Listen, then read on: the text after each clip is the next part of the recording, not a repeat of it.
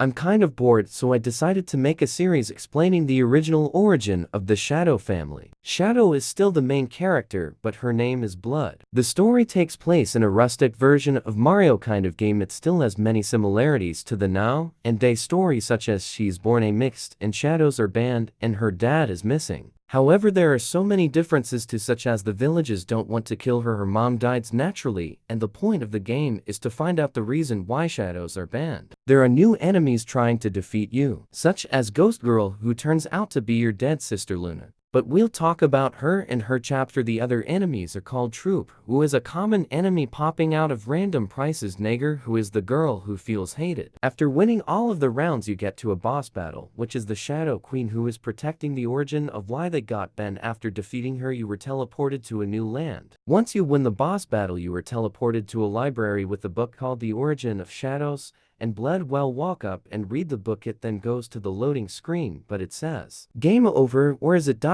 You can teleport it home with the new objective to convince the kingdom to let shadows back in. With Luna's help, of course. In fact, you get a boyfriend named Ace, who is the original character of Shadow's husband. However, there are more enemies than before trying to defeat you, and they can duplicate themselves, making it feel basically impossible. But Luna and Ace help you win and convince the kingdom. After trying over and over again, you finally get a deal. One of the people says, if you can convince us the shadows are not evil, we will let them come back. And as you venture off to find someone to prove shadows are nice, the journey takes forever, but eventually you find a nice shadow.